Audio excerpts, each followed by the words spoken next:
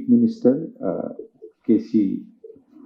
Chandrasekhar Rao Garu and his government for constructing such a massive statue, very high statue of Baba Saheb Ambedkar, और साथ साथ जो नया secretary बना है उस सेक्रेटरीट को डॉक्टर बाबा साहेब अम्बेडकर का भी नाम दिया है। तो ये जो दो बातें चीफ मिनिस्टर साहब ने और तेलंगाना सरकार ने की है, मेरा ख्याल ये बहुत ही सही बात है और वो एक तरीके से कांग्रेचुलेशन के, अप्रिशिएशन के और थैंक गिविंग के लिए बिल्कुल पात्र है। इसलिए मैं भी अब सब लोगों के साथ ज्वाइन कर लेता हूं और मेरे भी थैंक्स मैं एक्सप्रेस करता हूं कि ये बहुत बड़ा काम तेलंगाना सरकार ने किया, चीफ मिनिस्टर ने किया। मैं समझता हूं कि ये जो यहाँ बहुत बड़ा काम किया है ये जस्टिफाइबल है। डॉक्टर बाबा साहेब अम्बेडकर का रोल जो है नेशन बिल्डिंग में मेरा ख्याल है बहुत बड़ा है। काकी माधवराव जी ने कहा, गारू ने कहा कि the question was raised that who is the greatest man of India. अब ये बड़ा मुश्किल सवाल होता है, लेकिन मेरा ख्याल है जो भारत रत्न बाबा साहेब को दिया है वो बिल्कुल जस्टिफाइड है। जब इंडिया टुडे ने एक सर्वे लिया था who is the greatest man after Gandhi ji को इंक्लूड नहीं किया था, को उनके सामने बहुत सारे नाम आए और India today was surprised that and there was a sort of voting all over India. They were surprised that Dr. Baba Saheb Ambedkar was declared as the greatest man of India after Gandhi. मेरा ख्याल है ये बहुत ही बड़ा अच्छा काम किया है। वो इसलिए किया है कि डॉक्टर बाबा साहेब अम्बेडकर एक बहुत बड़े नेता और एक भारत में युग पुरुष थे, इसका कोई सवाल नहीं है। दलितों के लिए जो उन्होंने किया उसकी कोई मिसाल नहीं, उसका कोई एग्जाम्पल देने की जरूरत नहीं। दलितों के लिए वो बिगर देन लाइफ है, टाइमलेस है, इटर्नल है और एक सिंबल बने हैं इंस्पिरेशन का। सिंबल का भी अपना महत्व होता है। ये जो स्टैचू बनाया है ये इट कन्वे पर्टिकुलर मैसेज, एक आइडियोलॉजी भी एक्सप्रेस करता है, लेकिन उन्होंने क्या किया कंट्री के लिए भी जताता है।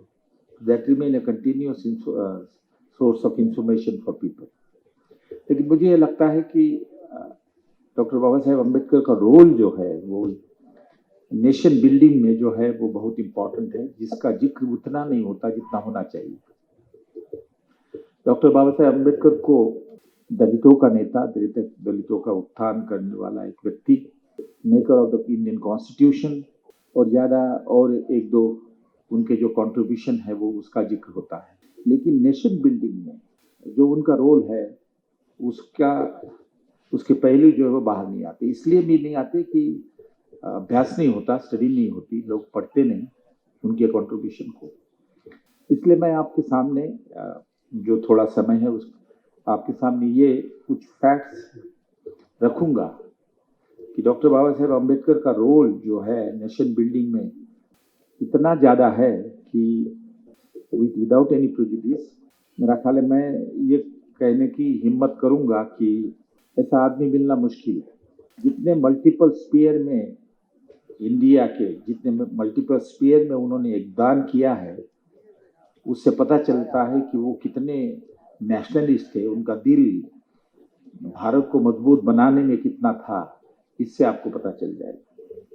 मैं एक बार इसके पहले प्रेसिडेंट को मिला तो बहुत सारी बातें हुई। उन्होंने कहते हुए मुझे कहा कि डॉक्टर थोरात आप तो बहुत लिखते हो, लेकिन बाबा साहेब को सिर्फ कॉन्स्टिट्यूशन मेकर, दलितों का नेता या और एक दो कंट्रीब्यूशन के लिए माना जाता है, लेकिन उनका कंट्रीब्यूशन देश के विकास में बहुत ज़्यादा है। इसके ऊपर आप कुछ लिखो तो अच्छा रहेगा।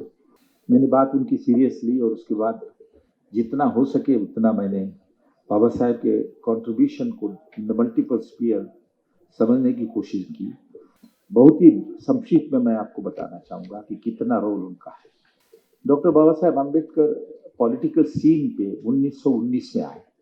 1918 में वो इंग्लैंड से अपनी डिग्री इंग्लैंड से आए, जब वो डीएससी कर रहे थे, पीएचडी कर रहे थे, और सिडनम कॉलेज में लेक्चरशिप ली तो पहला कमीशन आया साउथ बेरो कमीशन जो इंग्लैंड की तरफ से।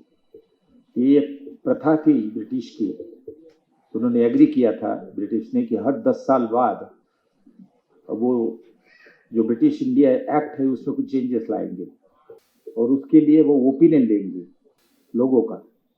तो 1919 में आए वो 1910 के बाद, तो बाबा साहेब ने पहली बार उनको मेमोरेंडम दिया। जो पहला बाबा साहेब का मेमोरेंडम है 1919 का है, साउथ बेरो कमीशन को दिया। वो शुरुआत है कि उन्होंने दलितों के सवाल और इंडिया के बारे में सोचना शुरू किया था। उसके बाद 1929 में साइमन कमीशन आया 10 साल के बाद, और ब्रिटिश की वो प्रैक्टिस थी। और 1919 में उनको साइमन कमीशन ने उन्होंने मेमोरेंडम दिया। और उसके बाद 1929 के बाद फिर राउंड टेबल कॉन्फ्रेंस बनी जो रिफॉर्म करने थे ब्रिटिश इंडियन कॉन्स्टिट्यूशन में। तो वो 3 राउंड टेबल कॉन्फ्रेंस हुई लंदन में, तो उसमें तीनों में बाबा साहेब पार्टिसिपेट हुए। और उसके बाद फाइनली बहुत बड़ी कॉन्स्टिट्यूशन बनी ब्रिटिश इंडिया की, जिसको 1935 एक्ट कहते हैं। और 1935 एक्ट इतनी बड़ी कॉन्स्टिट्यूशन थी कि डॉक्टर अम्बेडकर साहब ने कहा था इंडिपेंडेंस मिलने के बाद कि हमें कॉन्स्टिट्यूशन असेंबली सेटअप करके कॉन्स्टिट्यूशन बनाने की जरूरत नहीं है, थोड़ा बहुत आप उसमें जो मेजर चेंजेस वो थोड़े करिए, कॉन्स्टिट्यूशन बनी है। मेरा ख्याल है मैं जिक्र करूं कि इस पे इतना बड़ा 5-6 वॉल्यूम का अकाउंट लिखा है। उनके भाई बैठे हुए प्रोफेसर बूसी, उनको भी उनका फेलिसिटेशन आप लोगों ने कभी करना चाहिए। वो कस्टम में थे, मेरा ख्याल है कमिश्नर बन के रिटायर हुए। और 5-6 वॉल्यूम का उन्होंने अम्बेडकर का कंट्रीब्यूशन जो है कॉन्स्टिट्यूशन मेकिंग में वो लिखा है। उन्होंने पढ़ाया मुझे मिलिन कॉलेज ऑफ आर्ट्स में औरंगाबाद में, उससे पता चल जाता है उनका कंट्रीब्यूशन क्या है। लेकिन सवाल यह है कि 1919 से लेके बाबा साहेब जो है 1956 तक काम करते हैं। तो ये 1919 से लेके 56 का जो पीरियड है, ये बहुत बड़ा इंपॉर्टेंट पीरियड है, ये समझ लेना चाहिए। उसका महत्व ये है कि इस पीरियड में 1920 से समझ लीजिए 20 से लेके 56 तक का जो 35 ईयर का पीरियड है, इसमें हमें इंडिपेंडेंट मिला, इसमें हमने कॉन्स्टिट्यूशन बनाई, इसमें स्टेट रीऑर्गेनाइजेशन हुआ। उसके आगे चलते आपको तेलंगाना मिला एक तरीके से। माइनॉरिटी का प्रश्न बहुत जबरदस्त चर्चा में था, जिसका फायदा ये असर ये हुआ कि पाकिस्तान बना। महिलाओं का सवाल डिस्कशन में था, तो हिंदू कोड बिल बनाया बाबा साहब ने। इसी पीरियड में हमने इकोनॉमिक डेवलपमेंट की स्ट्रेटेजी बनाई और उसके लिए 5 ईयर प्लान का इंस्ट्रूमेंट बनाया। तो ये सारे जो इम्पोर्टेंट इवेंट्स है ये 1919 से लेके 1956 तक होते हैं, और ये सारे नेशनल इश्यूज हैं। Independence, constitution making, reorganisation of the state, position on minorities, position on women, and above all, the emergence of a very powerful Dalit movement under the leadership of Dr. Ambedkar from 1990 to 1956. इतने सारे events इस 35 year में होते हैं, 20 से लेके 30, 40, 50। इस period का इम्पोर्टेंस यह है कि ये इवेंट ही नहीं है। तो सबसे इम्पोर्टेंट बात है जो हमें समझ लेनी चाहिए और जो मेरा ख्याल आगे आई नहीं है, वो ये है कि हर एक इशू पे डॉक्टर अंबेडकर साहब का कंट्रीब्यूशन है। दलित की मूवमेंट को अलग से छोड़िए, मैं उसको टच नहीं करूंगा, मैं आखिरी में करूंगा। लेकिन जो नेशनल इशू जिसमें हमने डिसीजन लिया, इंडिपेंडेंस मिला, कॉन्स्टिट्यूशन बनी, रीऑर्गेनाइजेशन ऑफ द स्टेट किया, माइनॉरिटीज पे हमने अपनी पोजीशन बनाई, महिलाओं के लिए किया, फिर डिप्रेस क्लास के लिए, हर एक इशू पे डॉक्टर बाबा साहेब अम्बेडकर का कंट्रीब्यूशन है। वो दलित से रिलेटेड हो या नेशन से रिलेटेड हो। इकोनॉमिक डेवलपमेंट की पॉलिसी बनी, इस पे हर एक पे उनका कंट्रीब्यूशन है। और ये सारे इशू नेशनल इशू थे, और जब वो पावर में थे तो डिसीजन लिया, पॉलिसी ली, जब पावर में नहीं थे तो लिखा। माइनॉरिटी का सवाल ले लीजिए, थॉट्स ऑन पाकिस्तान की किताब लिख डाली और कहा कि माइनॉरिटी का सवाल कैसे ये किया जाए।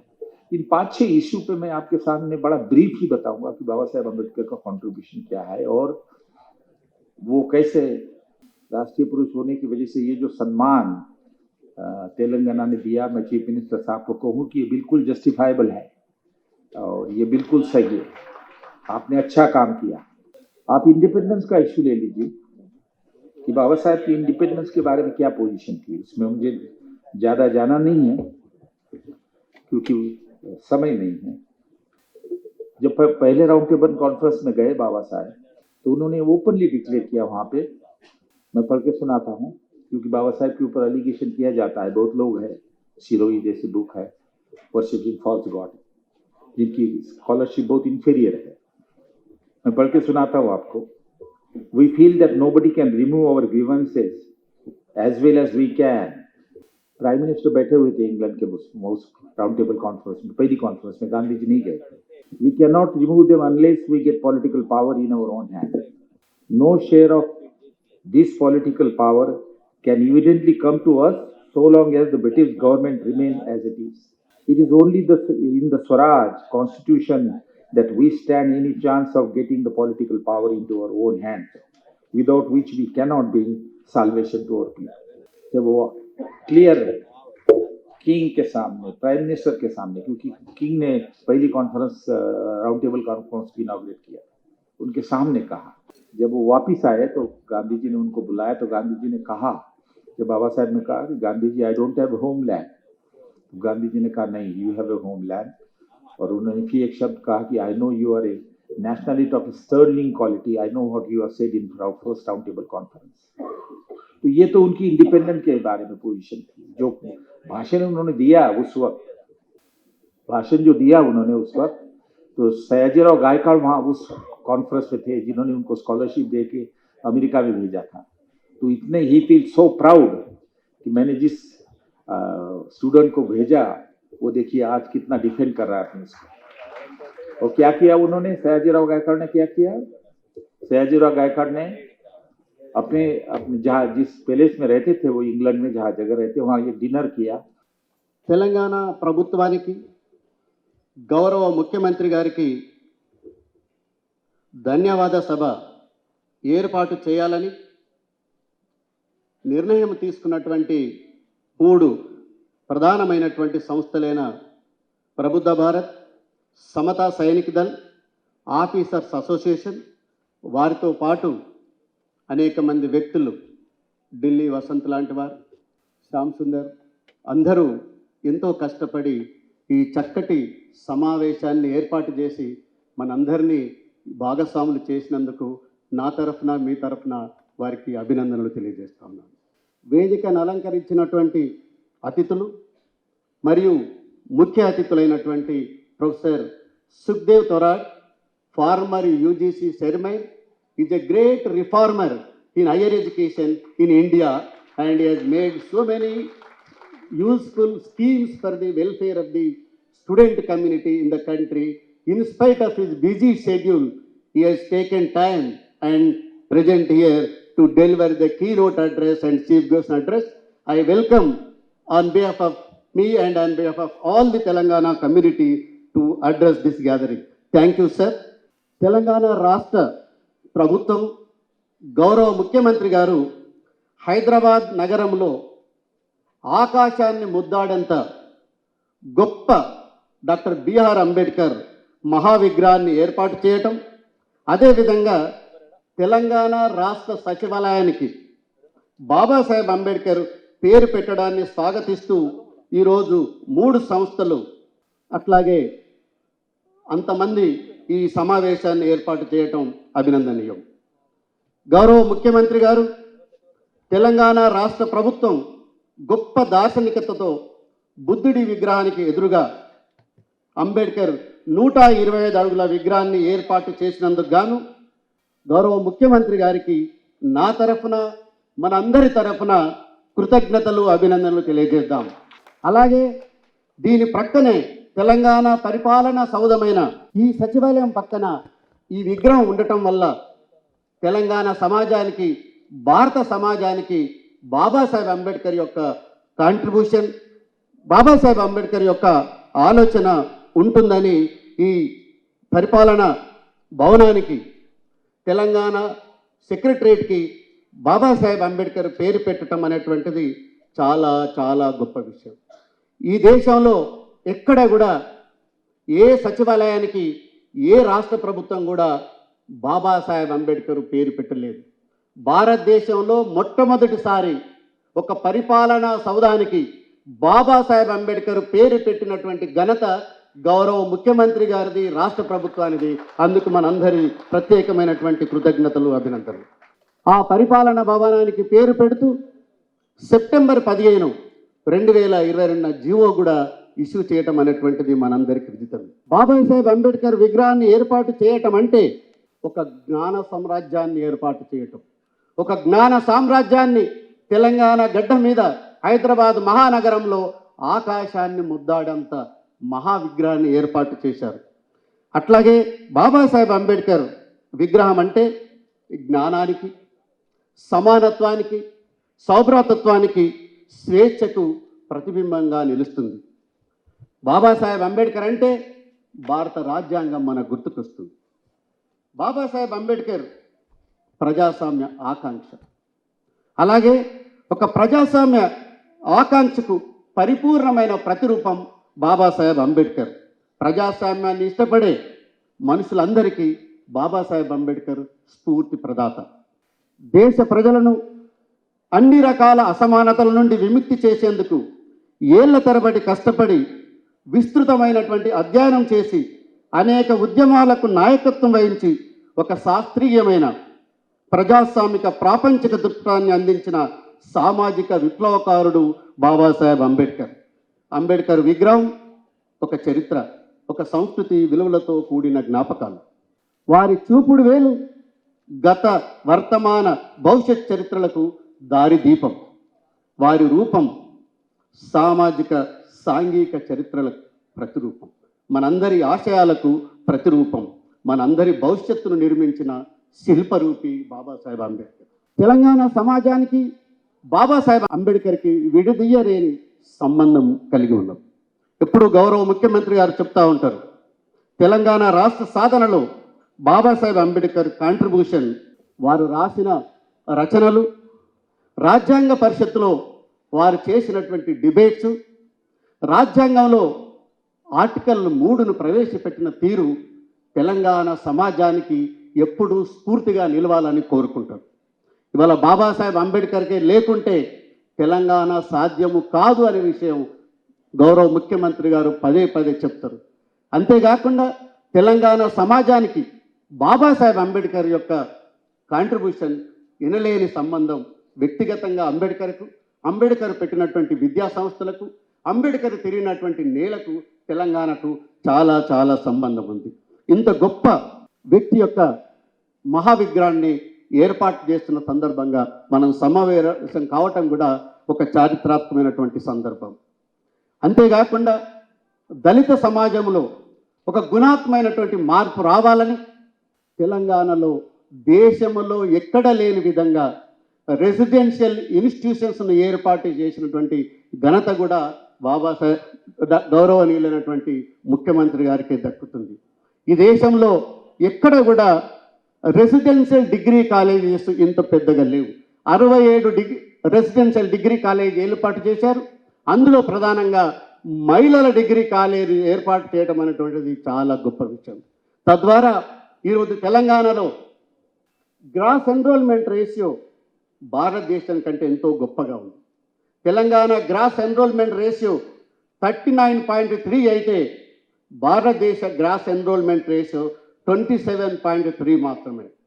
భారతదేశంలో ఉన్నటువంటి ఉమెన్ గ్రాస్ ఎన్రోల్మెంట్ రేషియో 27% అయితే తెలంగాణ గ్రాస్ ఎన్రోల్మెంట్ రేషియో 40% ఉంది.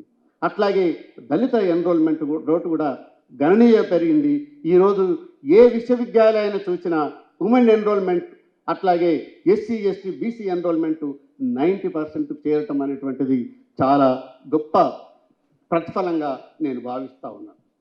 ఇది వారి దార్శనికతకు, దళిత వెనుకబడిన సామాజిక వర్గాల పట్ల వారికి ఉన్న నిబద్ధతకు నిదర్శనంగా మనకు తెలుస్తూ ఉంది. అట్లాగే రైతు బంధు, దళిత బంధు, కళ్యాణ లక్ష్మి, కేసీఆర్ కిట్ లాంటి అనేక ప్రోత్సాహ పథకాలు తెలంగాణ సమాజ పునర్నిర్మాణానికి ఎంతో మంచి ఫలితాలు సాధిస్తూ ఉన్నాయి.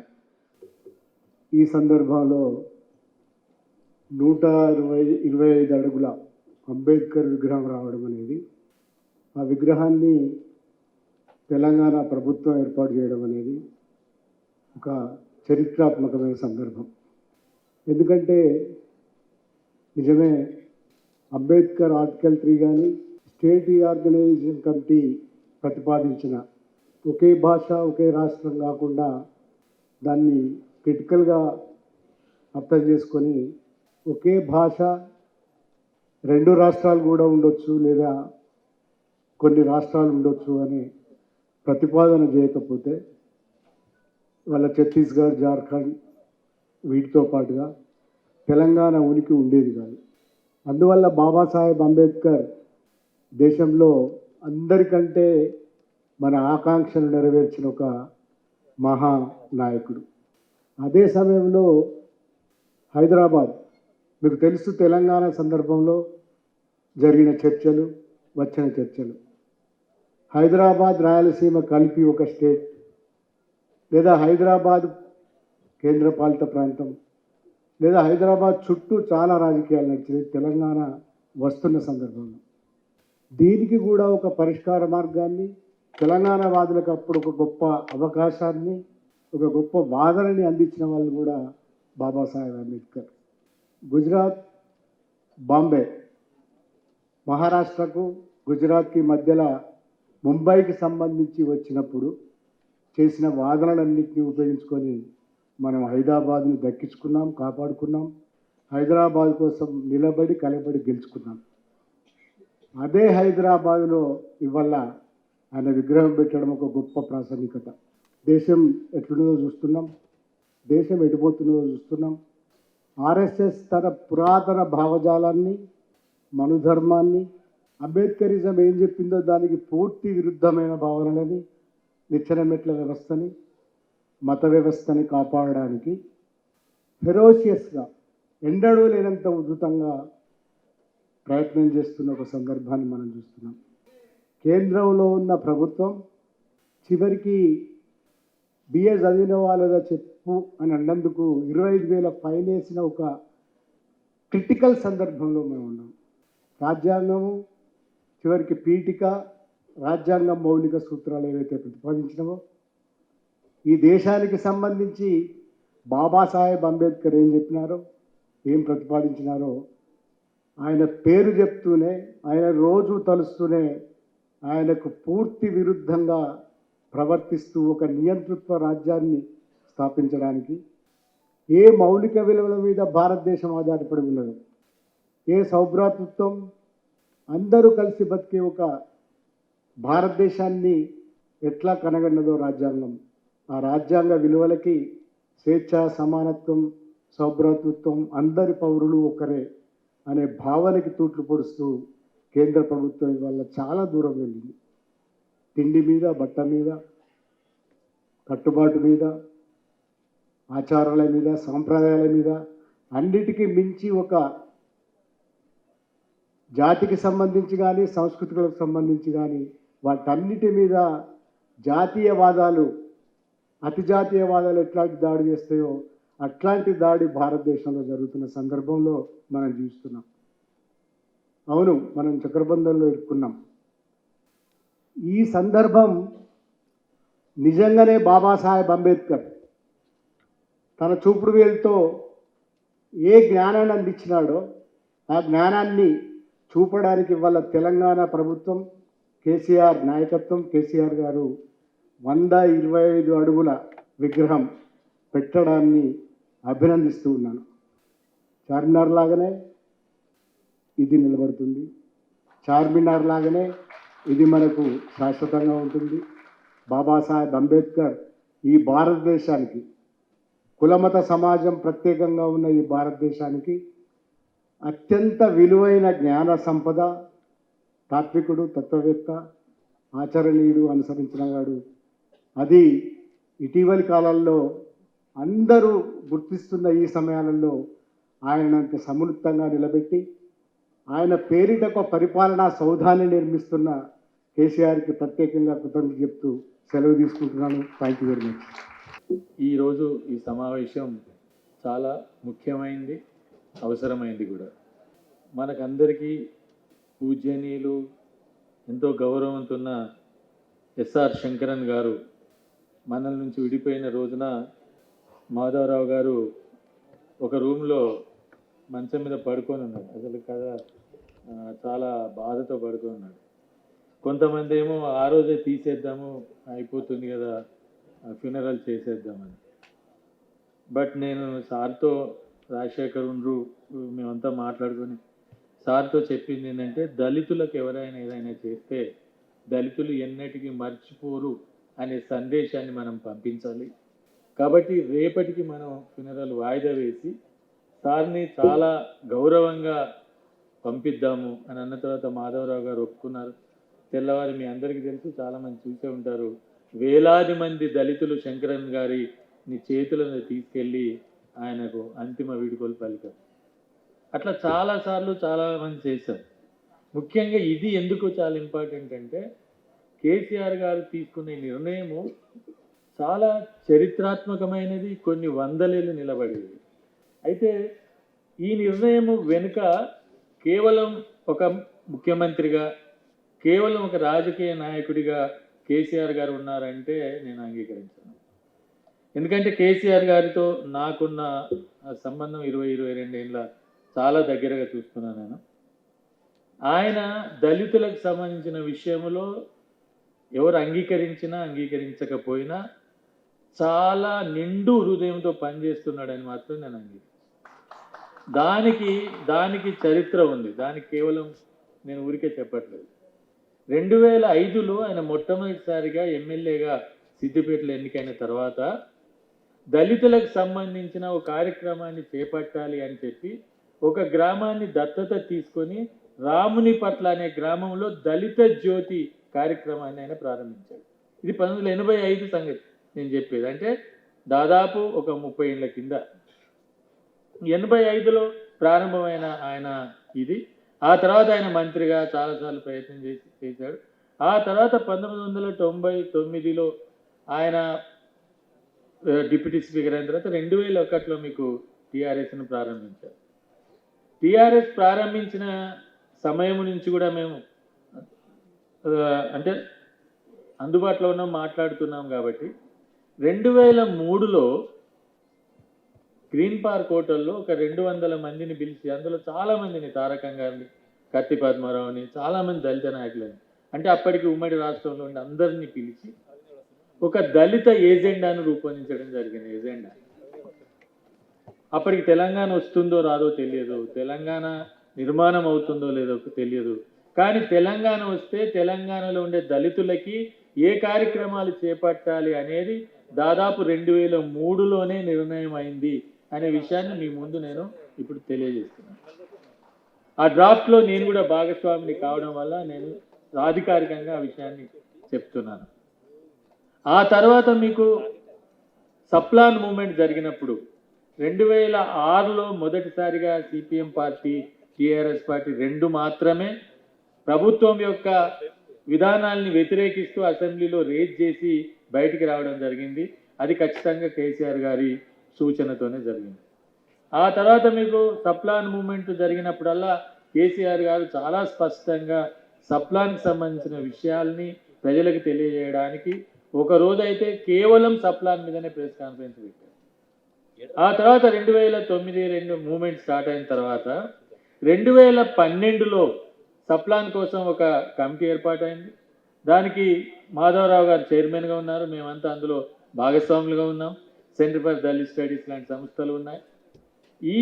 ఈ దాంట్లో భాగమైనప్పుడు కాంగ్రెస్ ప్రభుత్వం, అప్పుడు కిరణ్ కుమార్ రెడ్డి ముఖ్యమంత్రిగా ఉన్నారు, 72 గంటల దీక్ష జాయింట్ యాక్షన్ కమిటీ చేపడితే ఆ జాయింట్ యాక్షన్ కమిటీ మూమెంట్లో అందరం భాగస్వాములు అయినప్పుడు కాంగ్రెస్ పార్టీకి సంబంధించిన 26 మంది ఎమ్మెల్యేలు, మంత్రులు అంతా పోయి కిరణ్ కుమార్ రెడ్డి గారిని, మా వాళ్ళంతా బజార్లో నిలబడ్డారు, మేము అసెంబ్లీలో కూర్చోలేము, కాబట్టి మీరు సప్లాన్ మీద చట్టం చేయాల్సిందే అని అడిగితే నేను రేపు అసెంబ్లీలో ప్రకటిస్తాను అని చెప్పి ఆయన హామీ ఇచ్చాడు.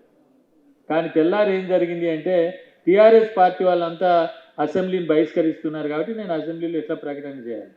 అప్పుడు నేను హరీష్ రావు గారికి, అప్పుడు ఈటెల రాజేందర్ ఫ్లోర్ లీడర్గా ఉన్నాడు, ఫోన్ చేసి ఒక్క నిమిషం మీరు వెళ్ళి కూర్చుంటే ఆయన అనౌన్స్ చేస్తాడు, అనౌన్స్ చేస్తే చట్టానికి సంబంధించిన ప్రక్రియ మొదలవుతుంది అని చెప్తే వాళ్ళు అంగీకరించి వెళ్ళి కూర్చోవడం జరిగింది. ఇది చాలా కీలకమైన అంశం. ఆ తర్వాత ఆ క్రమంలోనే మనం చూస్తే చట్టం ఏర్పాటైంది. చట్టం తర్వాత ఇమ్మీడియట్గా ప్రభుత్వాలు మారినాయి. సప్లాన్ చట్టం వస్తుందని చెప్పి సప్లాన్ పేరు లేకుండా, ప్లాన్ పేరు లేకుండా చేయాలని కేంద్ర ప్రభుత్వం అసలు బడ్జెట్లోనే రూపం మార్చేసి ఓన్లీ క్యాపిటల్ రెవెన్యూ పెట్టాడు, ప్లాన్ నాన్ ప్లాన్ లేదు. కాబట్టి అప్పుడు మళ్ళీ కేసీఆర్ గారు ఆ చట్టాన్ని మార్చి అప్పటికి చట్టంలో ఉన్న లొసుగుల్ని 10 ఏళ్ళు మాత్రమే చట్టంలో ఉండేది, సప్లాన్ చట్టం 10 ఏళ్ళ పరిమితి ఉంది, దాన్ని తీసేశారు. అంతకుముందు ఖర్చు అవుతున్న నిధుల్ని, ఖర్చు కాని నిధుల్ని నెక్స్ట్ ఇయర్కు తరలించే ప్రక్రియ లేదు, దాన్ని తీసుకొచ్చారు. అట్లా చట్టంలో మార్పులు చేయడమే కాకుండా చట్టం పేరును కూడా మార్చి అప్పటికి సప్లాన్, ప్లాన్, నాన్ ప్లాన్ లేదు కాబట్టి స్పెషల్ డెవలప్మెంట్ ఫండ్ అంటే SC ST special development fund act అనే దాన్ని 2017లో పెట్టారు. 2017లో చట్టం వచ్చిన తర్వాత 6 నెలల్లోనే మీకు రూల్స్ వచ్చినాయి. ఏ చట్టం వచ్చిన తర్వాత నెలల్లోపు రూల్స్ రాలేదు. ఆ తర్వాత 2016 ముందు ఒక వెనక్కి ముందుకు వస్తే ఆ రోజు 125వ జయంతి వచ్చినాయి 2016లో. నేను, చక్రపాణి గారు, శ్రీహరి గారు అందరం కలిసి ఆ రోజు సీఎంని కలవడం జరిగింది. ఆ రోజు అక్కడి నుంచి ఆయన ఇంటి నుంచి రవీంద్ర భారత్కి వచ్చే టైంలోనే ఓ 16 అయితే ఆ రోజు ఆ 15 నిమిషాల్లోనే మొత్తం ఏం చేయాలి, ఎట్లా చేయాలి, ఎన్ని అడుగులు పెట్టాలి, ఎక్కడ విగ్రహం పెట్టాలి, ఏడే ప్లేస్ పెట్టాలి అని డిసైడ్ అయింది. మళ్ళీ అందరం లంచ్లో కలిసాం, లంచ్లో తీర్మానం జరిగింది, ఆయన ప్రకటించేశారు. ఇది ఈరోజు 125 అడుగుల విగ్రహానికి ఉన్న పూర్వ చరిత్ర. కాబట్టి కేసీఆర్ గారి విషయంలో నాకు అర్థమైంది, ఆయన కేవలం ఈరోజు బీఆర్ఎస్ పార్టీ పెట్టడము, లేకుంటే ఇంకోటి పెట్టడం, దాని నుంచి దళితుల గురించి మాట్లాడటమే కాదు, ఆయనకు కంటిన్యూస్ ఒక థాట్ ఉంది, కంటిన్యూస్ ఒక హాంటింగ్ ఉంది.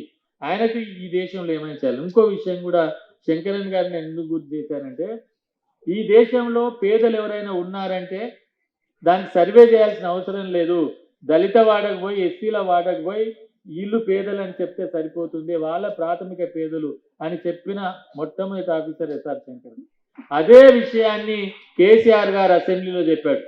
ఏమని?